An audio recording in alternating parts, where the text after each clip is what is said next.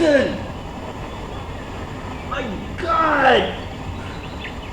I'm on fire!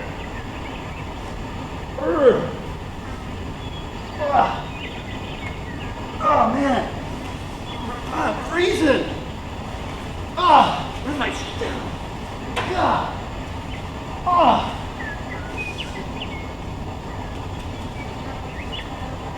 Man! Hey, what did you do with a fire? Thought you were gonna light a fire. Light your own damn fire. I ain't your servant.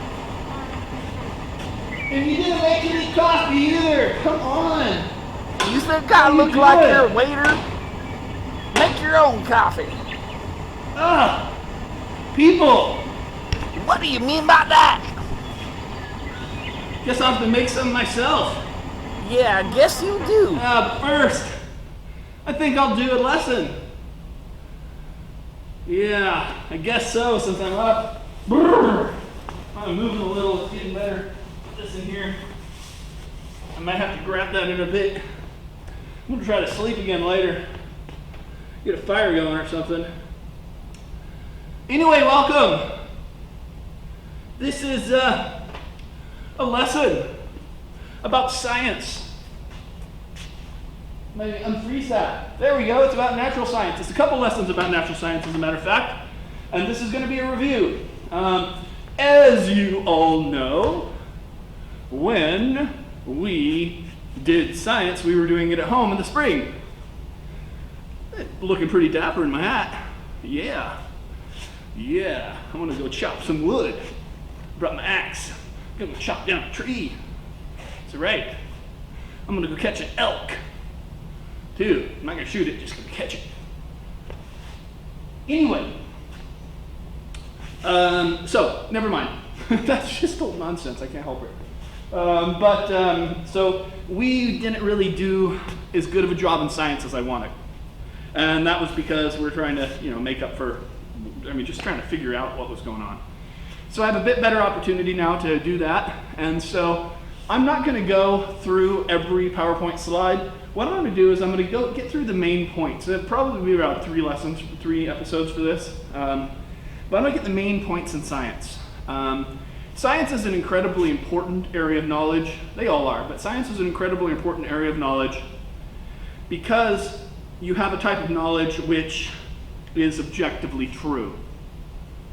We can debate things, and we will talk about that, but you can debate, interpretations and stuff like that, but you have an objective, true, pragmatic area of knowledge. You can see it working if it's true.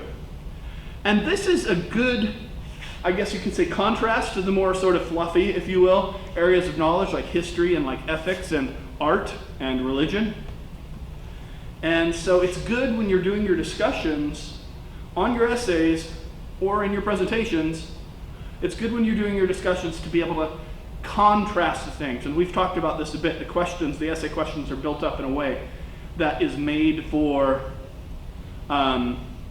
it's made to, it puts a contentious or an absolute claim and you can argue against it. And it's good to have areas of knowledge on either side of the fluffy divide, if there is such a thing, because it makes it a little bit more, I guess you could say, thankful to be able to look at the differences in the type of areas of knowledge and to be able to have, what's the word? Counterclaims. Claims and counterclaims. That's what I'm talking about. We'll get to that more later, but for now, I'm going to go over the main points of this. And, okay, there's a periodic table for you guys. And I'm going to skim through, and I'm not really going to talk about the ones that I'm not going to talk about up here. I'm just going to kind of skim through them. And then I'll get to the other thing. But anyway, so just in general, just some general information about science here. Science is a form of control, and this is what you have to understand about science. It is a control. We control the natural environment around us, or we learn how to do it at least. And we enact a cause and effect, and it allows us to do things like send up airplanes, or build water towers, or build cables, send cables across the Atlantic so we can connect our internet with our friends over in England. But, and nevertheless, and not only that, it's a revolution in the way we think. Science has changed our mind. I mean, if you were to go back 500 years in time, which would be fun, if you go back 500 years in time, I mean, this is before people understood germ theory, before they understood anatomy, before they probably fully understood reproduction, before they, had nothing, I mean, not combustion engines, you name it. I mean, the world, we think so different, more so differently than people did. And so this is kind of an important point to bring up. So, the only thing I really want to say with this is, like I said, we think scientifically, and what we call fact is something we can observe. Now, this wasn't always the case. Okay? Fact, I mean, we believed in spirits and witches and ghosts and God, and many people still do believe in God. But what I'm talking about is in our general everyday life. I mean, we kind of, we accept any belief in God has to be based on faith. But when we're talking about normal everyday life, we can't go around saying there's these sort of forces that are making me do things or something like that. We just can't go around saying that because people think you're insane. So we think differently, and we respect science as a way of knowledge.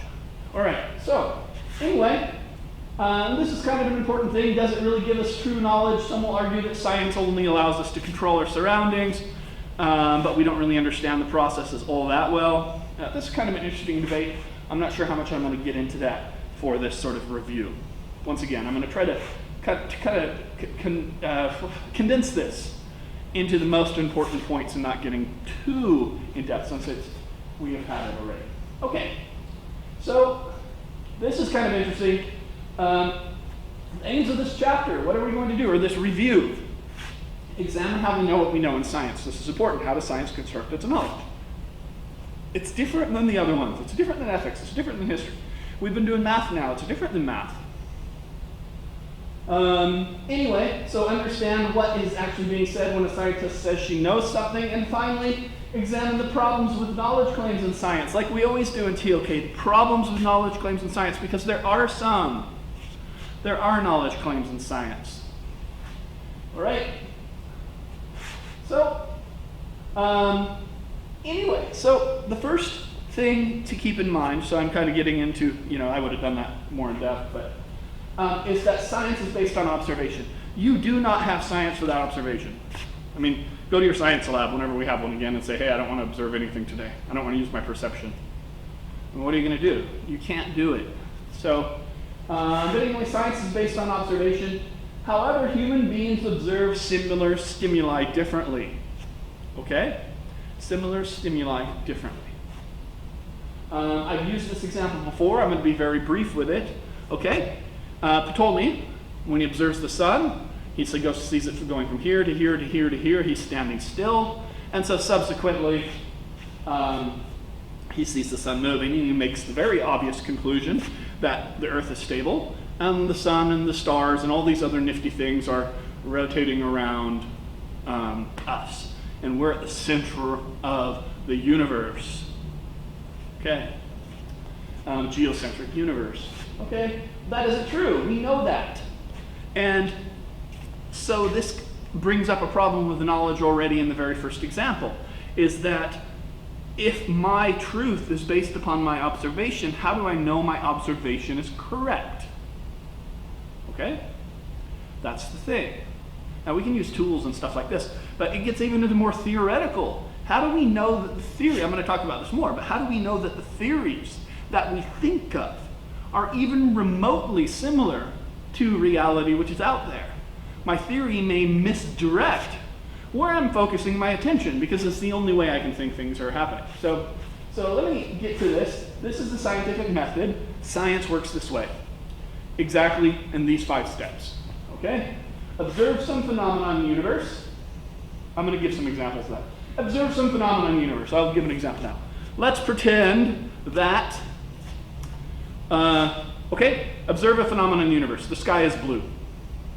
Okay? Phenomenon in the universe. Invent a tentative description or answer called a hypothesis. Okay? So I hypothesize that it's blue because it's reflecting the water on the world. And the water's blue, and so the sky is reflecting that. Or the water is reflecting on the sky and turning the sky blue. And so I say, okay, there's my hypothesis. Fine. Now, I use the hypothesis to make predictions. So therefore, to test this, if I were to get a giant tarp, massive, and cover all the bodies of water in the world with a gray tarp, let's say, then naturally the sky should turn gray or red or whatever color. Correct? So I do tinker around with my Doctor Who type stuff, and I make a tarp which was this big in the beginning, cover all the entire world, and then I test those predictions, I cover the water, and so on and so forth, and do you know what happens? Well, lo and behold, the sky did not change colors.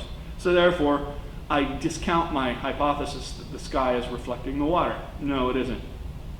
Which turns out obviously not to be true, it's the other way around. But anyway, so what you do in that case is you repeat steps 2, 3, and 4 until there's no discrepancies between the theory and the experiment or the observation. Okay? All right. So, and so basically you need to kind of fiddle with your hypothesis and change it around, and eventually you get to the right track. I mean, we make a lot of mistaken hypotheses in the beginning, and you just test it and figure it out and adjust the hypothesis, and eventually your results are expected results, and your hypothesis clearly explains the phenomenon. And that's how knowledge is constructed in science.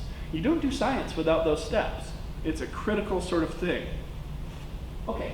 And so the scientific method is that there's problems, and this is where I was getting into direct observation. Observation seems simple enough, but it's not unproblematic. Seems like our observations are just, we take them for granted. We take them as true because we observe them.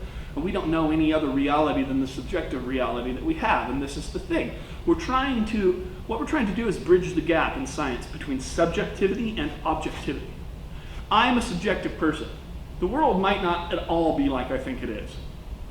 I mean, likely it's probably similar, but it might not be at all. And when we get into more sort of, I guess you could say, defined scientific realities, the way I think about it might not be the reality at all. I could be wrong. You know, the Ptolemy thing is a good example, but there's plenty of them around, and I'm going to give some more of, of the way things kind of work. So this is indeed the paradox. If all science is based on observation, and observation can be faulty, then how do we know that our science is not faulty? Well, we can see it working and stuff like that, but it's a very, very good question. How do we know that the things that we think are true and observing are really the way they are? Okay, so that's kind of a basic idea there. And here's, I'll put this illusion up there, and it's right there. And you can take a look at it, a rabbit-duck illusion. I don't really think it looks like a duck, but whatever. But if you look from the left, people see a duck. And if you look from the right, people see a rabbit. Like here's this little rabbit head there. I guess there's probably a rabbit there. So here's his little rabbit head there. And his ears are going back like that. Okay? And you can kind of flip back and forth with it. So if you expect to see a rabbit, you see a rabbit. If you expect to see a duck, you would see a duck. And this is all very great and fine and good and dandy, and it's fun with an illusion, but this is a real problem if you're doing science. If you expect to see one thing and you see it, well, maybe that's because you're expecting it. Now, we get the idea that science is all about total, absolutely conclusive proof. This is not always the case. Science, there's a lot of ambiguities in it. I mean, albeit there are fewer all the time who deny climate change or deny the human cause of it, there are still relatively reputable scientists that discount the amount of change that we're causing. Some people say that it's a natural variation. And there are, in the 70s, I'll give you examples of this, in the 70s people believed that we're heading towards a new ice age. It was a common thing. I could probably link some, it's kind of an interesting sort of debate. I'll link some stuff in the description. So you can see, just like 40 years ago, 50, 45, people were saying we're heading towards a new ice age. But all of a sudden now we're warming it up. So what shifts? Reality's the same. And so people interpret it differently, and that's the kind of idea that I'm talking about. But anyway, theories are present in every day. Now, you cannot do science unless you have a theory. You have to focus on something, okay? Theoretical preconceptions are with us all the time, and they have some sort of effect on the observations. What this means is that if all experience is influenced by theories and preconceived notions, that it's impossible to make observations that are not some way contaminated by these theories and these preconceived notions. All right, and yeah. Anyway, so if so that means that there's a big chance of things being tainted, that the observations themselves are tainted by the theories. Okay, a good example of this. I think I had you guys watch the video. I'm going to have you guys watch the Michael Shermer video again. I'm going to link it to the description of this. Absolutely, it's an excellent video for what I'm talking about. And in that video, he mentions Huygens. I can never say the name. But anyway, no. It's Copernicus. Sorry, what am I saying? Huygens proves it later. But Copernicus, he saw he saw Saturn, and he thought Saturn was a dual planet. And why did he think it was a dual planet when it has rings? Well, why did he think it was a dual planet? Well, first he had not a very good telescope, so it's kind of blurry. But he'd never encountered any planet with rings before. He couldn't even conceive of the idea of there being rings around it. So his observations, he interpreted his observations as it being a dual planet, because we understand dual planets because we have the moon, right? We're a dual planet system. As a matter of fact, our moon is huge. It's 1/3 of the size of Earth. And it's it's huge compared to the size of the Earth. And so it's almost a dual planet. You could really argue we're a dual planet system.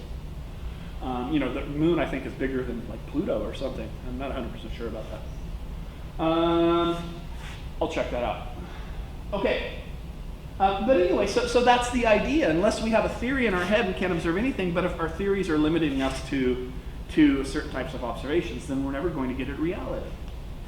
And so, anyway, so this is the idea. It can be argued that observation is a process that is guided by our theories and our hypotheses. So, however, this is an important point. And then I'm going to give you some examples of this happening, some brief examples of this happening on, in reality, of massive discoveries that we had they were never discovering them because it was not even a theoretical conceivability in their mind. And remember, that's the thing. You make a hypothesis. That's like the second step of the scientific method. So you make a hypothesis, and then you try to confirm your hypothesis. But if your hypothesis, again, doesn't include, because you can't even conceive of it, I mean, we can only conceive of what we can conceive. It's kind of a funny thought if you want to spin. I mean, everything you can possibly conceive of, you can conceive of. And so, but there's probably a whole bunch of things out there that you've never even have the possibility of conceiving of them. So how are you going to do science on things which are beyond your ability to conceive of an explanation? And once again, it goes back to the idea of subjectivity. We are subjective people, and we only know what we know and can only think how we think. We can't get outside of the limits of our mind. You can expand, learn new things, of course, but then that's still within the limits. Your mind expands, but at the same time, you're still limited by what you can conceive of. And it's a very philosophical thought, like the limits of my ability to conceive of things. But they're there for every single solitary person. Anyway, so, but we have to have theories. We can't just go in and say, what are you going to do? You're not going to drag the bottom. It's not like you're dredging a river. You go into the science lab and you try to do something. You have a hypothesis. You can't just go in there and it's like, I don't know what I'm going to do. I'm going to heat up a beaker. I'm heating up a beaker. Get some of that blue stuff over there. I like blue. Get some of that. Let's heat it up and mix it with that one. See what happens. And so, that's not how science works. So science carries with it, this is the idea, science carries with it the seed of its own inefficiency. The method itself breeds a problem. But there's no other way to do it. Now, don't think that because of that, we can't figure out anything in science. I mean, just look at the world around you. The fact that I'm recording this video and on a computer, and I can put it on YouTube, and somebody over in, I don't know, where Uzbekistan can watch it immediately. Science works. Okay? So anyway, but here's some real life examples. Okay? I'm going to do Alexander Fleming and penicillin. Okay? Alexander Fleming was working on penicillin. A whole bunch of people were working on penicillin. They wanted to find a way to kill bacteria. It's easy to kill bacteria. Dump gas on it, light it on fire. Cover it in bleach, whatever. You can kill bacteria in a million ways. It's absolutely simple to kill bacteria. And you know, okay. Now, the problem was you didn't want to kill the host. Right? That's the problem. To kill bacteria without killing the host. It was a huge problem. People, you know, you get an infection, you step on a nail, you get an infection in your foot. What are you going to do about it? I'm thinking a penicillin world, a pre-antibiotic world. Think of that. You get bit by a dog. I mean, you might lose your leg because of an infection. You scrape yourself on something, you get an infection, a toothache. People died from infections in their mouth all the time. Now it's like, oh, my mouth hurt, and the dentist's like, here, take this, and you're like, okay, oh. And then, you know, in a couple days, you're feeling peachy. So think of the world in previous, after World War I, you know, people, they're really, really, really working hard to try to find this thing, this cure for bacterial infections. They're working. No progress. None. No progress. Nobody can figure it out. Not at all. Okay? So Alexander Fleming, he's like, oh, bloody hell. I'm so tired of working on this. I'm going to go on holiday. Oh, bloody hell. He swore all the time. Bloody hell. I need to clean up before I go on holiday. And he looks at his petri dishes, all goop in them and stuff, and he goes, oh, bloody hell, I'm not doing it. I'll clean it up when I get back from holiday. And off he went. I don't know where he went. But when he got back in and he said, oh, bloody hell. Now I've got to clean up this mess. And he starts to clean up the mess, and what does he notice? He notices that the bacteria, that the things were covered in mold. He's like, oh, bloody hell, I hate mold. And he goes to clean it up and he notices something. And the bacteria had died around the mold. He goes, oh, bloody hell, that's interesting. Anyway, and so he finds out, and he's astute enough and he's aware enough of things to realize he found something. And so as it turns out, the particular type of mold that grew on those things, they secrete, it's mold poo, basically. So, you know, mold is an organism. It eats things, and when it eats things, it poos, or whatever a mold does. And the secretion killed the bacteria, and the kicker was that it did not kill the host. There you go. Now, this is called a serendipitous discovery, a discovery by accident. It didn't kill the host. This is beautiful, this is wonderful, this is fantastic. And it changed the world. Some of you watching this, me probably too included, I had pneumonia one time. Some of you watching this are probably alive today in one way or another because of penicillin. Maybe you had an infection you would have died from, or your parents or grandparents had an infection they would have died from, and you wouldn't even have been here. And so that's fascinating. He wins the Nobel Prize for medicine, and there we go. Here we are. And it works. And unfortunately, we're building a lot of immunity, and they think that within about 30, 40 years, we might be in a post-antibiotic world, which is not going to look nice. But anyway, we'll worry about one sort of horrible year at a time. The other one is the X-rays. And so the guy named Röntgen, in Europe, a lot of places in Europe, X-rays are not called X-rays, they're called Röntgen. And that was his name. He was a doctor. He was messing around with tubes, diodes, and I don't even know what he was doing, really. I'm just putting, he had a kind of projector thing, kind of like this. All right? And he was putting different sorts of gases and stuff in these tubes, you know, like in the old times they had these glass tubes full of stuff. And he's putting it in there, and so then all of a sudden, and he closes it, he shutters it like that, puts another one in, shutters the thing like that, And then all of a sudden he shudders at one time, but he notices it's glowing anyway. He goes, oh, that's kind of interesting, weird. Checks this thing, it was closed. He sticks a pencil in front of it, he sticks a book in front of it, and it shines right through the book. It's like, what?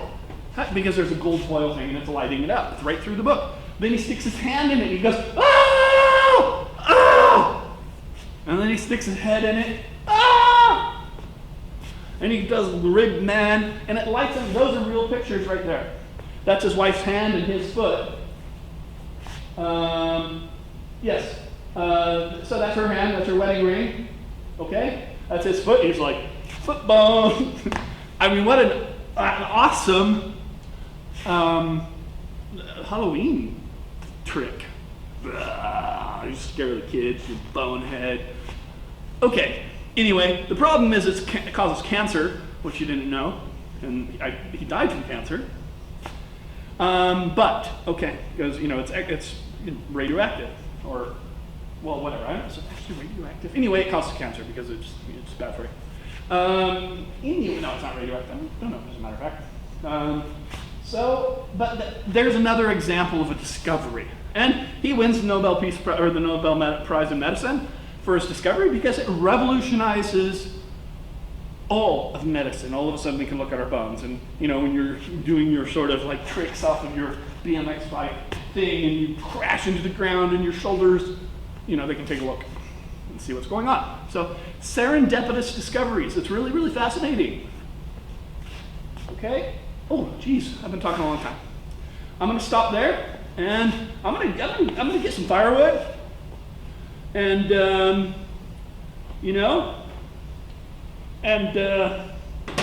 it's getting cold again. It's cold sitting around here.